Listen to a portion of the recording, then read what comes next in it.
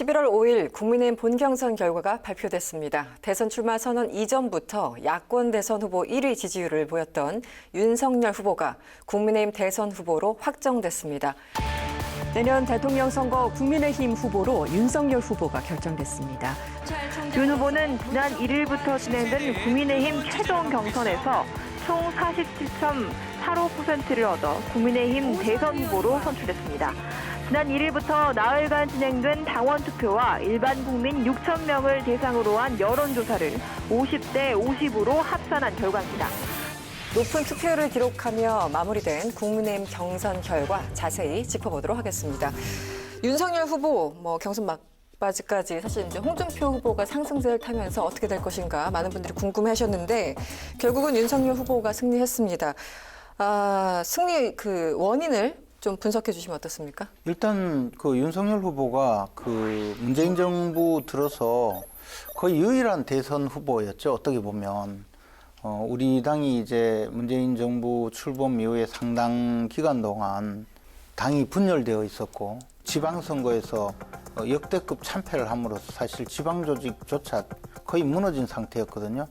그런데 이제 그 이후에 조국 사태를 겪으면서 사실은 그 당시에 문재인 정부가 임명했던 윤석열 검찰총장이 오히려 우리 당에 비해서 완벽할 정도로 야권의 지도자처럼 부각이 되었거든요. 문재인 정부의 폭주를 혼자의 힘으로 가장 유력하게 견제를 했기 때문에 오랜 기간 동안 야권의 주자로서는 압도적인 국민의 지지를 받으면서 정권을 바꿀 수 있는 힘을 보여줬고 입당한 지는 넉 달밖에 안 되지만 윤석열이 나서야 정권 교체가 가능하다 이런 믿음을 갖게 되었습니다. 그래서 아직까지 익숙하지 않은 환경에 적응하는 과정에서 실수라든가 또는 시행착오가 있었지만 네네. 그런 과정을 거쳐서 윤석열은 훨씬 더 단단해지고 이제 본선에 가서는 정치적인 반대자들의 어떤 공격에도 스스로 헤쳐나갈 그런 힘을 키운 것 아닌가 생각합니다.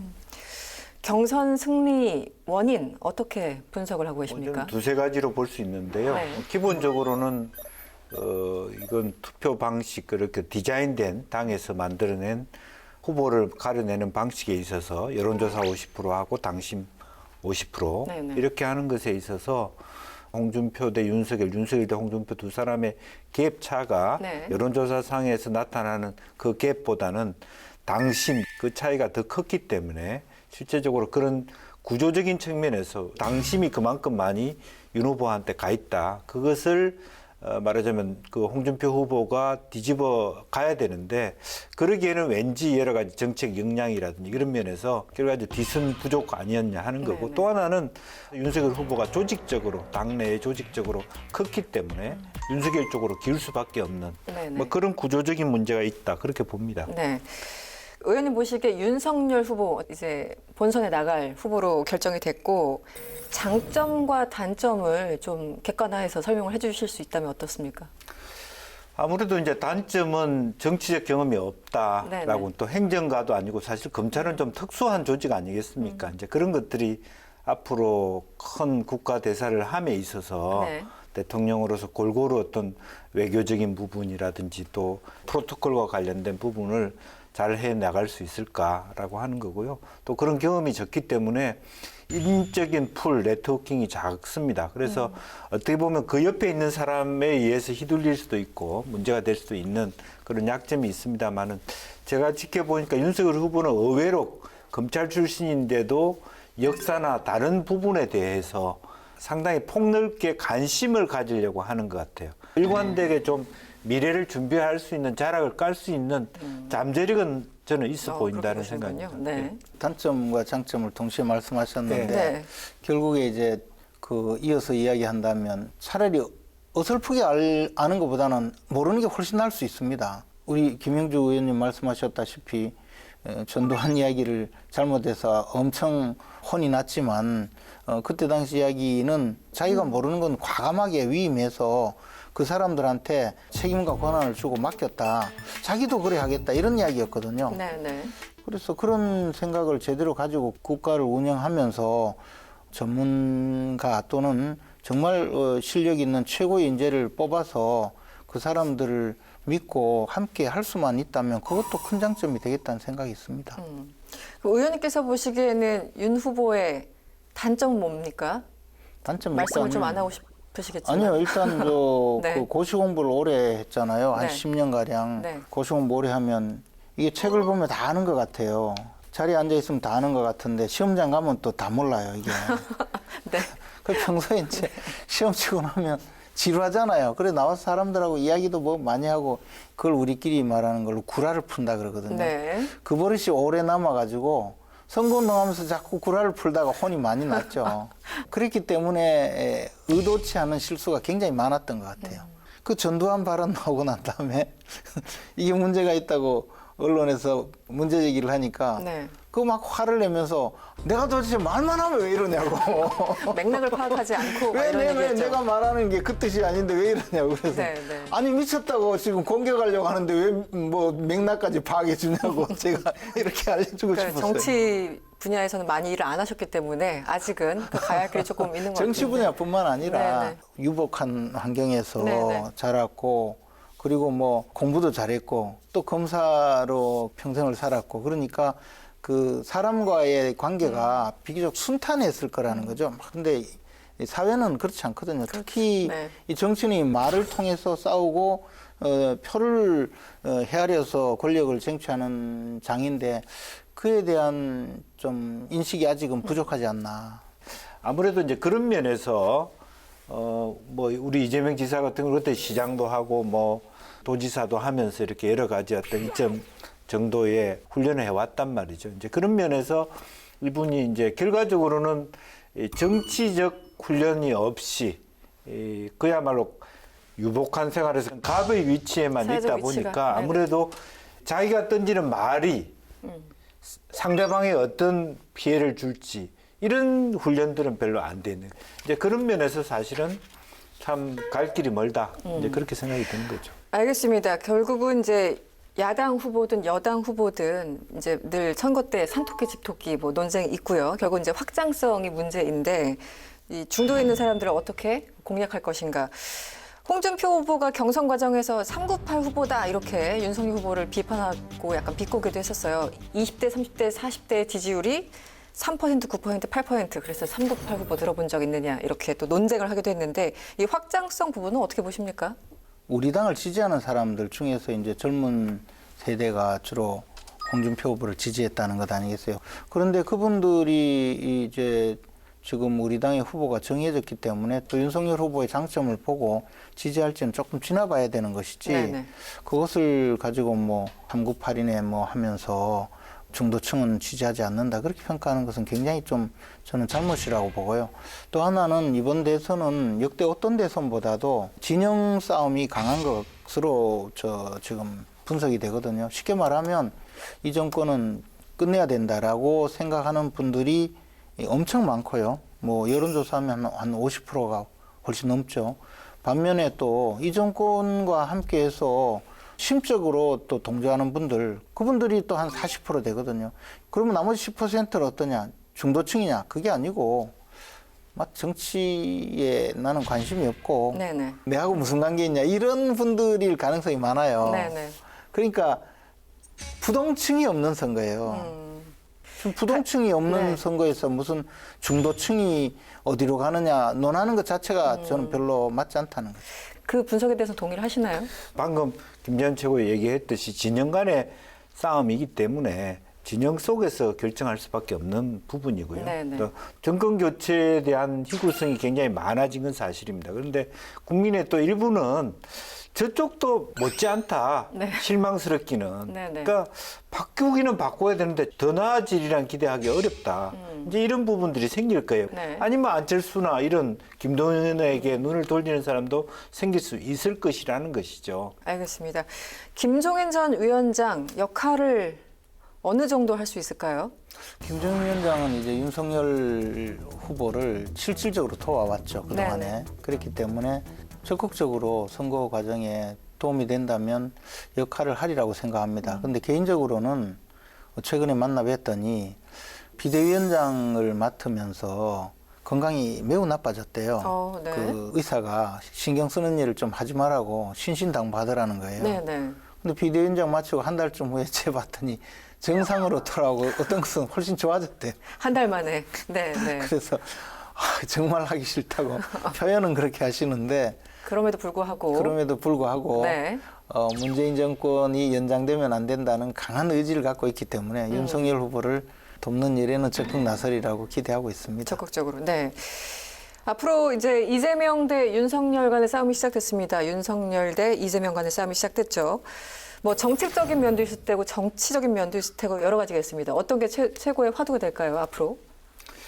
이재명 후보가 먼저 얘기를 했습니다만은 부동산 정책에 대한 어떤 재조정, 네. 또 투기 방지 부분이라든지 그런 부분들이 있겠죠. 그리고 이제 장기적으로 보면 뭐 4차 산업에 대한 뭐 부분이라든지 기후변화라든지 정책적인 어떤 우리 앞에 놓여 있는 과제들은 있습니다. 네. 어쨌든 그런 면에 있어서 이재명 후보가 그동안에 고민해왔던 최근에 뭐 총량제 이런 발언도 네네. 사실은 뭐 평가들은 엇갈리고 하지만 최소한 그런 고민이라도 할 수 있는 후보였다. 오죽하면 네. 그런 걸 고민했겠냐 하는 정도의 인식의 어떤 깊이가 이재명 후보가 훨씬 더 깊다고 봐요. 토론 속에서 그런 진면목이 나타날 것이다. 그렇게 봅니다. 이재명 후보는 그냥 공짜로 뿌리겠다는 것만 해가지고 지금까지 왔거든요. 음식점 총량제 이런 것은 대장동 사건이 계속 자기에게 칼날이 다가오니까 그거 벗어나려고 그냥 이야기한 거죠. 뭐 부동산 감독원 이런 이야기도 마찬가지고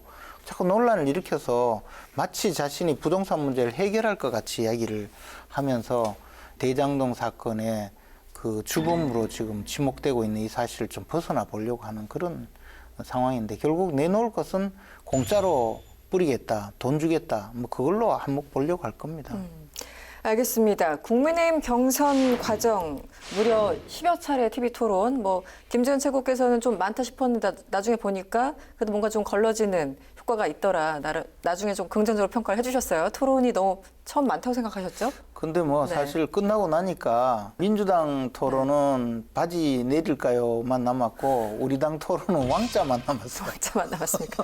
양쪽 다 상촉분이 아닌가 싶기도 한데 국민의힘 경선 과정에서 이 TV 토론이 어쨌든 자주 이뤘었고 이게 뭔가 뭐 분업 효과 있지 않습니까? 집중도를 높인다던가 여러 가지 어떤 효과가 좀 있었을까요? 그리고 각각 그 경선 후보가 마지막에 4명으로 추려졌는데 그들에게 어떤 영향이 있었던 것으로 지금 분석을 하시는지도 궁금합니다. 아무래도 TV 토론이 많아지면서 사실은 마음의 앙금만 더 많아졌다.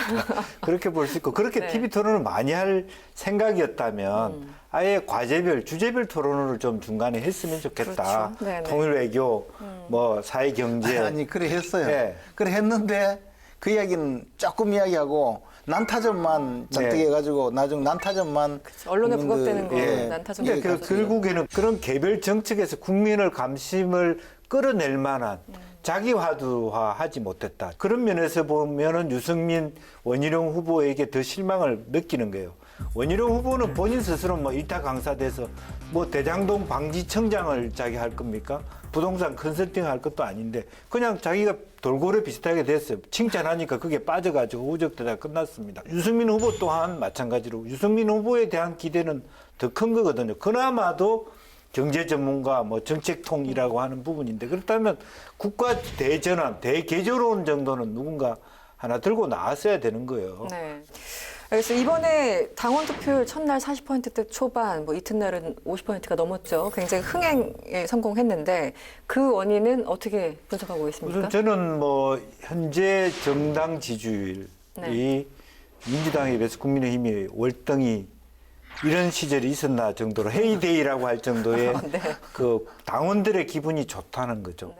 또 어쨌든 부분적으로 뭐 이준석 대표 체제에서 새로운 네. 당원들이 당원이 됐다라고 하는 건 뭔가 정권 교체에 대한 희구나 나름대로 새로움을 가지고 들어왔을 테니까 네. 그런 부분들이 많이 어떤 참여해 줬다라고 하는 부분들이 있고 또 말싸움을 했든 뭘 했든 후보들 간의 경쟁들이 있었기 때문에 네네. 윤석열 후보는 이기고 있다고 말을 하면서도 여론조사에서 뒤처지고 있으니까 더 열심히 안 하면 안 된다라고 하는 긴장감을 가졌고 네. 뭐 홍준표 후보는 홍준표 후보대로 이대로 하면 이길 수 있겠다는 또 나름대로 어떤 동기부여가 됐단 말이죠. 네. 이제 그런 부분들이 작동했다라고 봅니다. 뭐 당내 이제 문제기 때문에 매일매일 이제 분석을 하실 텐데 특히 9월 들어서 당원이 한 17만 명 늘었다 이런 얘기도 있고 그런데 도대체 어디서 온 사람들인지 아직 뭐 분석은 정확하지 않다 여러 가지 이제 설왕설래가 있어요. 의원님께서는 어떻게 보십니까? 근데 사실 이제 우리가 6월 11일 날 전당대회 이후에 네. 7, 8월 달에는 모바일을 통해서 입당한 당원들이 그때 꽤 많았어요. 한 8만 명 정도. 그분들은 사실 어떻게 보면 당협을 통하지 않고 직접 중앙당 서버에 입력을 한 그런 분들이거든요. 일종의 말하자면 독립군 비슷해요. 그분들은 그리고 기존의 당 조직에 속하지 않던 분들이기 때문에 그래서 의사표현도 좀 더 자유롭고 이 트렌드에 좀 더 민감할 거라고 생각을 하고요. 근데 그분들이 사실은 이제 9월 말에 2차 경선 때 투표를 했고 그 다음에 지금 새로 9월에 입당한 당원들이 또 17만 명 정도 네네. 돼요. 경선이 본격적으로 막 시작이 될 때거든요. 그때는 각 후보별로 이제 총 동원을 해서 입당을 시켰어요. 그리고 이제 지방선거에 출마 예정인 분들은 내년 지방선거에 대비해서 독려를 해서 입당을 시킨 그런 분들이 있죠. 그래서 이번 그 경선에 새로 투표권을 행사하는 17만 명은 대체로 우리 당의 그 기관 조직들과 좀 더 가까운 분들일 가능성이 있고 네. 또 하나는 우리 당이 사실은 이제 과거에 책임당원이 80만에서 100만 명까지 있었어요. 근데 이제 그 탄핵을 거치면서 뭐 일부 세력들이 분당해 나가고 탈당을 하고 복잡한 과정에서 많은 분들이 당을 떠났거든요. 그래서 이제 책임당원이 30만으로 줄어든 거죠. 그런 상황에서 이제 당이 새로 진영을 갖추고 대선에서 정권 교체를 위해서 전부 단합하고 이런 과정에서 과거에 탈당했던 분들이 복당하는 예가 엄청나게 많았어요. 이런 것을 합쳐서 보면 2030 세대들이 많이 입당을 해서 당심이 좀 달라졌을 거다라고 하는 것이 과연 실체가 있는 것인지 저는 뭐 물론 뭐 그런 분들도 많이 있겠지만 그러나 메인스트림이 있고 그 메인스트림은 역시 그동안에 보수 정당을 이어오던 그런 맥락과 비슷하지 않을까 생각합니다. 안철수 대표가 출마 선언을 했지 않습니까? 그리고 지금 현재로는 단일화 생각이 없다. 뭐 모든 후보가 그런 얘기를 하지만 어떻게 보십니까? 2012년부터 오면서 좀 뻥만 세진 것 같은 그런 느낌이 들었습니다. 그런데 기본적으로 보면 안철수 후보가 7%, 8%, 뭐 많으면 10%까지 가져갈 잠재력이 있어요. 그대 1, 2 여야 정당이 하는 모습을 보니까 그닥 이 사람들한테 마음에 안 가는 사람들의 표를 받을 수 있는 어떤 뭐 중도적 그 중에서도 또 답하기 어렵다고 생각하는 분들이 10%, 15%가 될 수 있거든요. 예, 뭐 5%는 뭐 심상정 한 10% 가까이는 안철수 후보에 갈 수 있기 때문에 민주당과 정의당 또 안철수 대표와 국민의힘 후보 간의 단일화 혹은 뭐 합당 그런 논의에서 누가 성공하느냐가 이번 대선의 승패를 가를 수 있다. 그렇기 때문에 굉장히 중요한 문제가 됐고요. 안철수 대표는 그러한 부분을 정확하게 이해하고 있기 때문에 끝까지 자기의 몸값을 극대화하려고 할 것이라고 보여지고 우리가 뭐 끝까지 갈 것인지 아니면 정말 내년 뭐 보궐선거에 종로에 출마를 하게 될 것인지는 조금 서로 간에 사파싸움 하는 걸 보면서 한번 생각해 볼 수 있겠다는 생각입니다. 네. 단일화의 조건을 걸겠죠? 만약에 단일화를 하게 된다면 안철수 후보가 끝까지 갈 거라고. 조건을 걸지 않을 거라고 봅니다. 안 걸 거라 보십니까? 안철수 대표가 지금 대선에 3번째 나왔고 서울시장 2번 나왔거든요. 역대 선거 중에서 가장 강고한 의지를 갖고 나왔다고 생각합니다. 이번에 철수하면 정말 철수되는 거죠, 이제.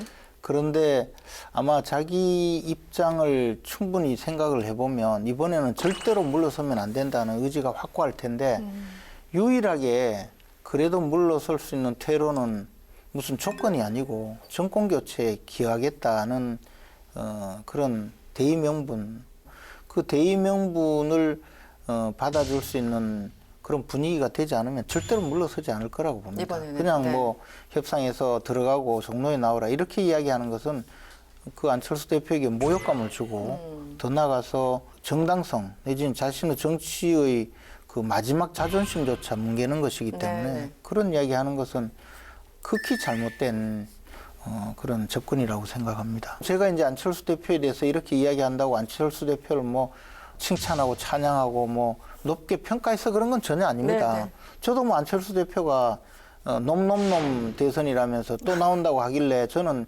지긋지긋한 놈이 나오는구나 뭐 그런 정도의 생각을 하면서 좋지 않게 생각은 하지만 이 현실은 찍어주는 사람이 있으니까 나오잖아요. 그리고 될 것 같으니까 나오지.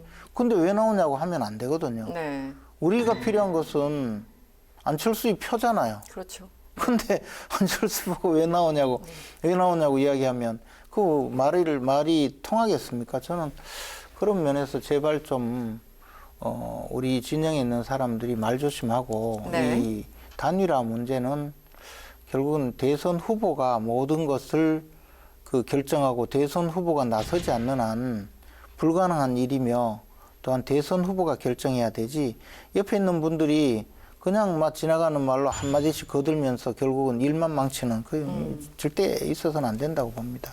알겠습니다. 국민의힘 대선 경선 결과 짚어봤습니다. 다음은 빅데이터 알아보죠. 빅데이터로 여론을 읽어봅니다. 이번 주에는 국민의힘을 주제어로 빅데이터를 분석했습니다. 10월 25일부터 31일까지 일주일 동안 12개 채널 20만 개 이상의 사이트에서 집계한 국민의힘의 총 정보량은 약 8만 9천 건으로 나타났습니다. 국민의힘 연관어 중에서 조사기간 급상승한 단어들을 살펴봅니다. 1위는 마지막입니다. 국민의힘은 지난달 31일 마지막 합동 TV 토론회를 진행했습니다. 주자들은 서로 중도층 확장성에서 자신이 우위에 있다고 주장하면서 이재명을 이길 적임자라고 강조했습니다. 마지막 토론회까지 치열한 신경전을 벌이면서 마지막이란 단어가 급상승 연관어 1위를 차지했습니다. 2위는 고 노태우 전 대통령입니다. 지난달 30일 고 노태우 전 대통령의 영결식이 거행됐습니다. 송영길 대표 등 여권 일부 인사들은 불참한 가운데 국민의힘에서는 이준석 대표와 김종인 전 비상대책위원장이 참석하면서 주목을 받았습니다. 3위는 도입입니다. 지난달 29일 발표된 한국갤럽의 설문조사 결과 대장동 개발 사업 의혹에 대해 국민 65%는 특검을 해야 한다고 답했고 그럴 필요 없다는 답변은 25%로 나왔습니다. 4위는 선택입니다. 지난 1일부터 국민의힘은 대선 후보 선출을 위한 전당대회 투표를 진행했는데요. 당원 투표와 일반 국민 여론조사가 절반씩 반영됐죠. 투표권을 가진 책임 당원 수가 지난 6.11 전당대회 때보다 2배 이상 늘어난 만큼 당심의 선택이 중요하다는 분석 기사들이 많았습니다. 5위는 국민의당입니다. 국민의당 안철수 대표가 대선 출마를 공식 선언했습니다. 안 대표가 국민의힘 후보 또는 제3지대 후보와 단일화를 할지에 관심이 쏠리면서 급상승 연관어로 집계됐습니다. 다음은 조사기간 급상승한 국민의힘 인물 연관어를 알아봅니다. 1위는 유영민 대통령 비서실장입니다. 유 실장은 지난달 26일 국정감사에 출석해 대장동 게이트를 어떻게 보고 있느냐는 국민의힘 질문에 청와대도 굉장히 비상식적으로 보고 있다고 대답하면서 관련 뉴스가 많이 나왔습니다. 2위와 3위는 호남 출신인 박주선 전 국회 부의장, 김동철 전 바른미래당 원내대표입니다. 두 사람이 윤석열 후보에 대해 지지를 선언하면서 급상승 인물 연관어에 집계됐습니다. 4위는 서울중앙지법 이세창 영장전담 부장판사입니다. 이 판사는 지난달 26일 고발사주 의혹 사건의 핵심 인물인 손준성 검사를 소환해 구속 전 피의자 신문을 진행한 뒤 공수처가 청구한 구속영장을 기각했습니다. 5위는 이철희 청와대 정무수석입니다. 이 수석은 전두환 전 대통령의 경우 국가장이나 국립묘지 안장은 일고의 가치도 없다고 생각한다라고 말했습니다. 이 수석은 노 전 대통령과 전 전 대통령은 완전히 다른 경우라며 이같이 밝혔습니다. 지난 한 주 국민의힘을 키워드로 관련 이슈를 빅데이터를 통해 확인해봤습니다.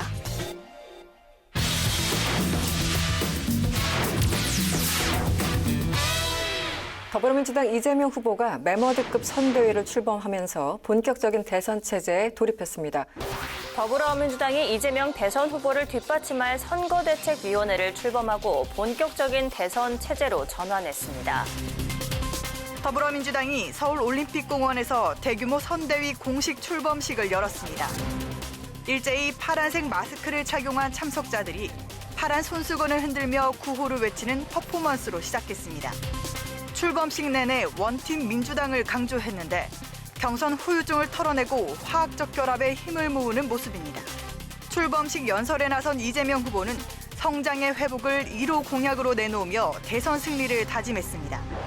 원팀 선대위를 구성한 이재명 후보는 대선 행보를 본격화하는 한편 전국민 지원금 등 이재명 표 공약으로 정책 행보를 이어가고 있습니다. 이재명 대선 후보 선대위 출범했습니다. 공동 선대위원장 12명이고요. 민주당 의원 전부가 참여하는 메머드급 선대위를 꾸렸는데요. 이번 출범식 어떻게 보였습니까? 아무래도 이제 여러 가지 당에서 그동안의 그 여론을 의식한 듯이 매우 정치하게 골고루 모든 캠프의 구성원들이 자연스럽게 짜들어가도록 그렇게 네. 이중장치를 했다 그렇게 봅니다. 이중장치. 하나는 네. 이제 소위 용광로 선대위 혹은 원팀 선대위라고 할 정도로 골고루 말하자면 상임 고문 명예 선대위원장 원내 그 대표의 모든 그 구성원들을 다 망라한 그렇죠. 네. 그러면서도 다른 한편으로 신복지 미래경제 이렇게 정세균 이낙연계의 구성원들이 또 나름대로 새로운 인물을 리크루트할 수 있는 시스템 그런 것들을 다 복합적으로 짰기 때문에 지금 당장은 새로울 것이 없다 특별한 특징이 없어 보이지만 앞으로 그 속에서 어떤 새롭게 말하자면 개별적인 시너지를 내면서도 하나로 합쳐지는 그런 그림이 예상됩니다. 네. 일종의 바로미터였던 30의원을 포함하여 모든 의원들이 사실상 다 총 집합된 그런 선대위 구성이 이루어졌습니다. 어떻게 보셨어요? 말은 용광로 선대위인데 선대위에 현역 국회의원 모두를 집어넣었어요. 그거는 결국은 이름만 올려주고 일을 맡기지 않겠다는 그런 생각인 것 같아요. 캠프가 결국은 계속적으로 진행을 하고 의원들 중에 마음에 안 들더라도 전부 이름을 올려서 외향적으로 용광로 선대위다 이렇게 해놓은 것 같은데 특히 이제 이재명 후보는 구속될 수 있다고 수차례 그 주장했던 30의원도 선대위원장으로 올려놓은 것 자체가 이게 선대위원장이 전부 껍데기만 있구나 명함만 하나 세게 주는구나 그런 느낌이 들었고요. 만약에 용광로 선대위가 되려면 30의원이 나와서 이재명 만세를 불렀어야 돼요. 이재명을 당선시킵시다 이렇게. 그리고 지원 연설도 하고 그런데 이제 선대위가 중요한 것이 아니고 후보가 중요한데 후보가 선대위 발족하기도 전에 별 이야기 다 했잖아요. 이미 부동산 감독원 재난지원금 이제 그거 수습하느라고 또 당이 나서고 있거든요. 그런 걸로 보면 선대위는 큰 의미는 없다고 봐요. 이번에 이재명 후보가 출범식에서 다양한 이제 약속을 했습니다. 일종의 개괄적인 공약 사항들이겠죠. 성장, 공정 이런 단어들도 있었고 특히 이제 부동산에 대해서 아무래도 박탈감 느끼시는 분들이 많다 보니까 거기에 대해서 상당히 좀 강조를 했는데 이 부동산 대개혁에 나서겠다 이 부분은 어떻게 보셨어요? 아무래도 이제 문재인 정부를 평가하는데 가장 박한 점수를 국민들이 주시는 부분이 부동산 정책이니까 네네. 그 문제에 대한 개선 없이 새로운 정권의 연장을 얘기한다는 것이 사실은 힘든 것이죠. 그렇기 때문에 어쨌든 기본적으로 투기 건설 정책 그러면서 또 네. 어쨌든 대장동 케이스 속에서 본인이 경험했던 거, 느꼈던 거, 제도적 한계 이런 것들을 다 녹아내서 새로운 정책들을 만들어낼 것이고 또 후보 본인은 아니더라도 정세균 전 총리나 이런 분들이 또 이낙연 전 총리나 이런 분들이 그동안에 이 정부에 있으면서 느꼈던 한계라든지 문제점들의 지혜를 모아서 국민들이 봤을 때 박탈감을 느끼지 않을 정도의 그런 정도의 균형 잡힌 과세 정책이라든지 환수 정책이라든지 이런 것들을 세워가야 되지 않을까 싶습니다. 이번에 이제 대장동 그 의혹 등등으로 이제 이재명 후보가 좀 수세에 몰리면서 어쨌든 그럼 좋다. 이번 계기로 앞으로 어떤 개발, 민간에게 많이 돌아가지 않도록 법을 이제 만들겠다. 여러 가지 부동산 대개혁을 하겠다. 이런 게 기본적인 입장 같던데 어떻게 듣고 계십니까? 아니 일단 대장동 사건은 점점 지금 그 유동규와 김만배 등 그 일당들이 사전에 공모해서 화천대유 천화동인에 수천억의 이익을 제공한 것이 드러나고 있거든요. 그러면 두 가지예요. 여기에 가담했다면 주범은 이재명인 거고 민관 공동개발의 그 틀을 빌려서 땅까지 그 수월하게 강제 수용을 해서 민간업자에게 이익을 극도로 몰아주는 이런 행위에 그 부하 직원이 주도를 했는데 그것도 모르고 있었다면 무능하기 짝이 없는 분이거든요. 그런데도 불구하고 지금 자신은 뭐 잘한 것처럼 거짓말하면서 마치 새로운 뭐 또 제도를 만들 수 있는 것처럼 이야기하는데 이거는 먼저 대장동 사건부터 스스로 고백하고 나서 이야기를 해야 될 문제라고 봐요. 그리고 대장동 사건에서 자신이 유동규에게 쏘갔다면 사죄를 해야죠. 근데 그런 거 없이 뭐 멀쩡하게 지금 그 온갖 그 거짓으로 이 문제를 해결할 듯이 이야기하는 것은 저는 잘못이라고 봐요. 마치 자신은 그 대장동 사건에 관련 없는 것처럼 이야기하면서 무슨 대안을 내놓는다고 그게 무슨 의미가 있겠습니까? 저는 잘못이라고 봐요. 네. 뭐 이 밖에도 부동산 대개혁에 대해서도 얘기를 하면서 다양한 얘기를 했습니다. 박정희라는 이름도 거론이 됐고요. 성장 담론에 대해서도 어느 정도 얘기를 했고요. 그 와중에 재난지원금 지금 당장 핫한 건 이제 재난지원금인데 세수가 충분하니까 뭐 충분히 가능하다는 분들 있고 당장 뭐 총리 같은 경우는 지금 힘들다. 뭐 여러 가지 의견들이 지금 혼재돼 있습니다. 어떻게 보십니까? 이 재난지원금 그 입장에 대해서는? 현재 어쨌든 그 재난지원금이라는 논의가 된다는 것은 국가가 재난적 상태에 있다는 것이고요. 물론 정부 입장에서는 홍남기 부총리나 김부겸 총리나 마찬가지로 무조건 국가안을 다 풀어낼 수는 없는 것이죠. 그러나 가용할 수 있는 여력 내에서는 그래서 절충적으로 허락하는 범위 내에서 재난지원금을 뭐 전향적으로 더 줄 수도 있다. 저는 그렇게 보고요. 네. 그게 단순히 뭐 포퓰리즘이다, 매표형이다 이렇게 얘기할 것이 아니라 실제로 미래를 위해서라도 지금은 충분히 선순환할 수 있는 물들을 더 채워 넣어야 될 시점이다. 저는 그렇게 봅니다. 재난지원금, 뭐 음식점 허가 총량제, 주사제 여러 가지 어쨌든 정책적인 거에 대해서 얘기를 하고 그럼에도 불구하고 이재명 후보가 이 정책에 대해서는 조금 더 동의하든 안 하든 간에 어젠다를 좀 갖고 가는 느낌은 있는데 어떻게 보십니까? 근데 뭐 실현 가능성 없는 것만 이야기하잖아요. 뭐 부동산 감독원, 재난지원금, 네. 그 또 음식점 총량제 왜 그러겠습니까? 실현 가능성 없는데 지금 막 내놓는 것은 일단 대장동 사건에서 어떻게든 좀 벗어나가서 초점을 바꿔보려는 그런 시도인 거고 또 하나는 이게 뭐 자신이 주도한다는 모습을 보이기 위해서 이야기하는데요. 음식점 총량제는 네네. 벌써 말을 바꾸고 있어요. 이런 거 하면 안 된다고 하니까 아니 뭐 당장 하자는 게 아니고 뭐 그 음식점이 워낙 많으니까 그 영업을 잘 되도록 교육도 하고 뭐 이러면서 영 엉뚱한 이야기를 하거든요. 저분은 항상 내놓고 안 되면 슬며시 딴말을 하고 말 바꾸고 뭐 그러기 때문에 별 의미가 없어요. 그걸로 지금까지 정치를 주도해 오셨는데 국민들이 보면 참 뭐 기가 막힐 일이죠.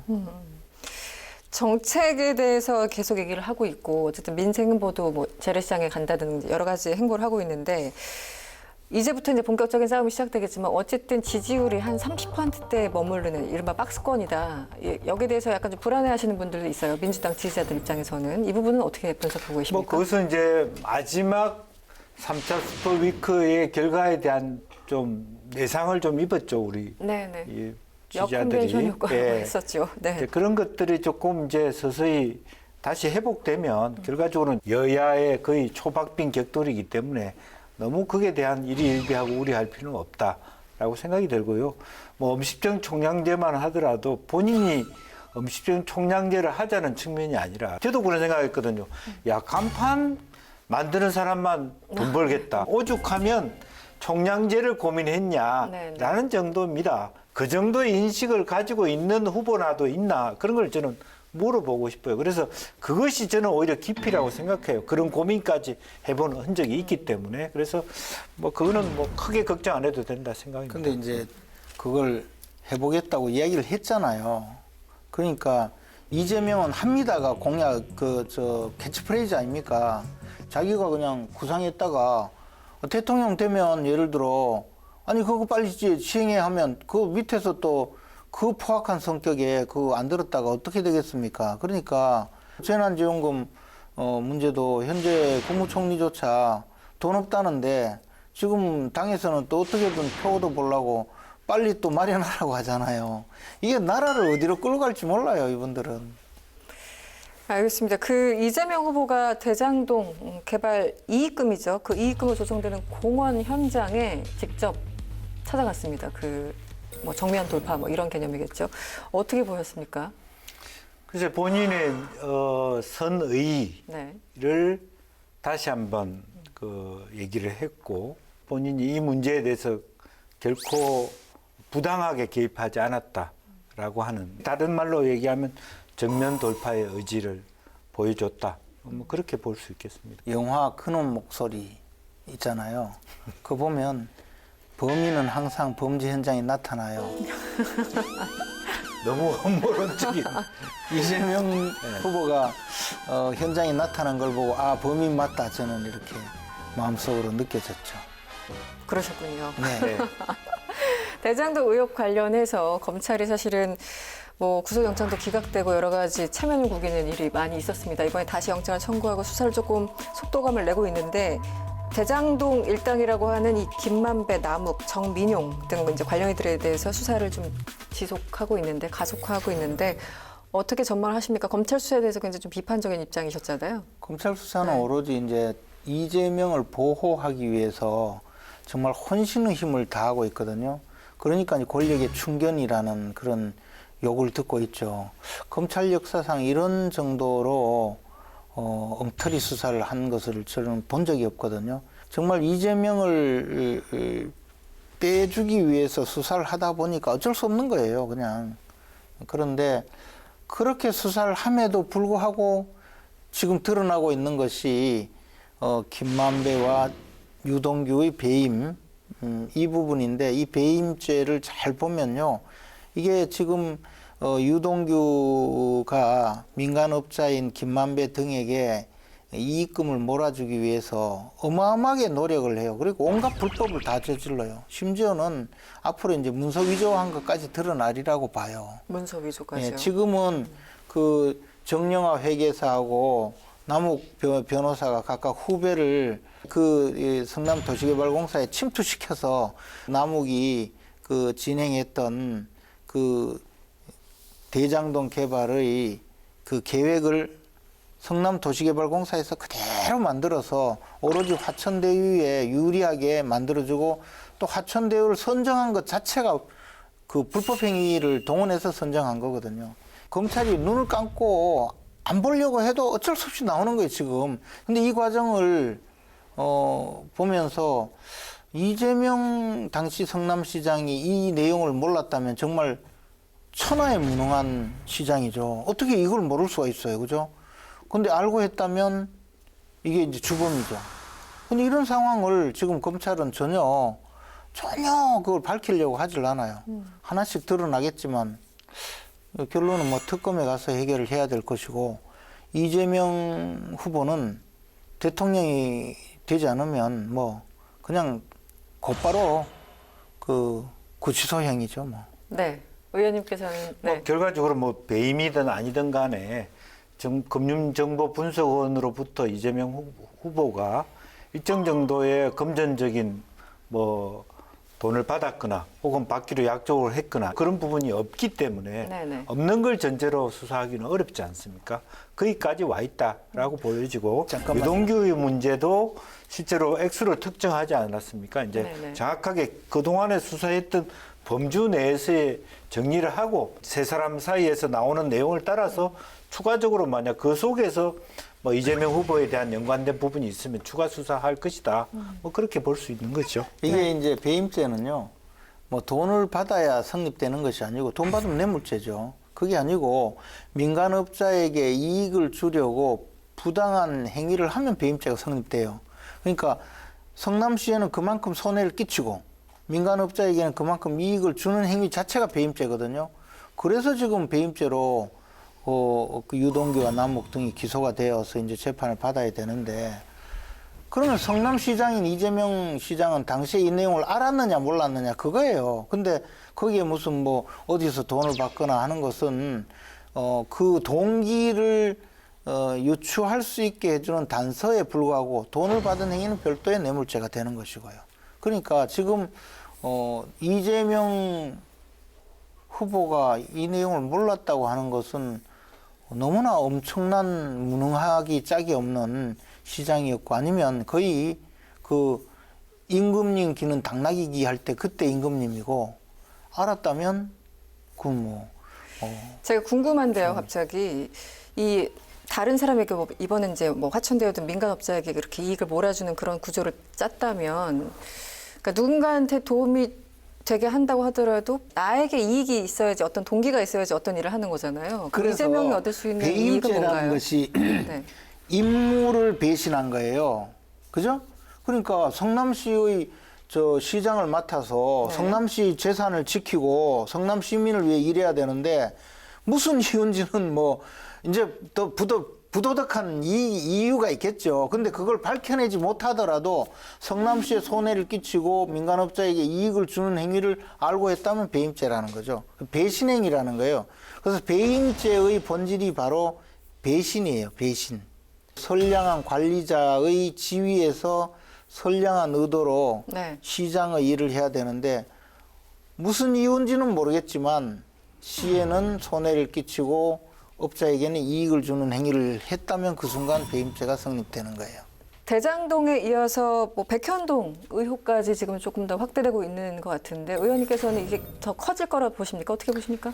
사실은 뭐 현미경을 대고 마이크로하게 얘기하면 전국 각지가 다 이런 문제들을 얘기할 수밖에 없고, 또 그 당시에 국가 정책의 어떤 제도적인 변화 이런 것들도 지자체로서 어쩔 수 없이 그렇게 갈 수밖에 없는 내용이 있는 것 같습니다. 그걸 하나하나 지금 여기서 얘기한다라면 이게 한도 끝도 없는 부분이 되는 것이죠. 아니, 그게 말이 안 되는 게요. 이게 그 식품연구원 자리인데, 여기가 녹지 지역이어서 민간업자가 이걸 사도 용도가 없는 겁니다. 근데 그것을 그 국토부에서 이걸 그 주거지역으로 좀 바꿔달라고 그래서 팔아야 이 기관이 지방으로 이전할 수 있다고 수없이 요청하는데 그 허가를 해주지 않다가 자기 선대 본부장 한 사람이 들어가니까 한 달 후에 이거 주거지역으로 바꿔주겠다고 그래요. 그러고 나서 1종도 아니고 1종, 2종, 3종을 거쳐서 준주거지역으로 4단계나 올려서 허가를 해줘요.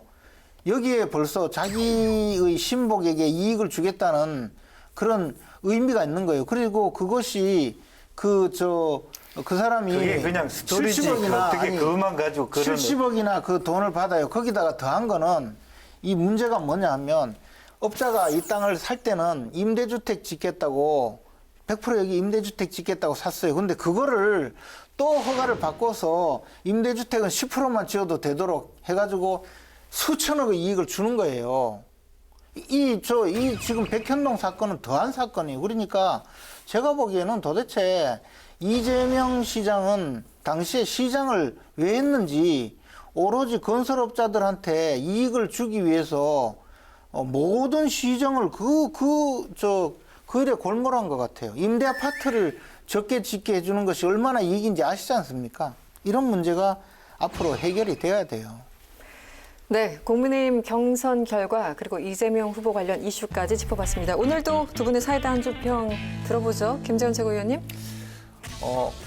용광로 선대위라니까 서른 의원의 생각이 궁금하다. 대장동 사건이 끝났다는 건지. 네, 김영주 의원. 예. 비전도 대통령감도 못 보여준 국민의힘 토론, 이렇게 하겠습니다. 네, 김재원 최고위원님, 김영주 전 의원님 오늘도 수고하셨습니다. 고맙습니다. 네. 고맙습니다. 네, 저희가 준비한 내용은 여기까지입니다. 정치톡톡 사이다. 다음 이 시간에 뵙겠습니다. 고맙습니다.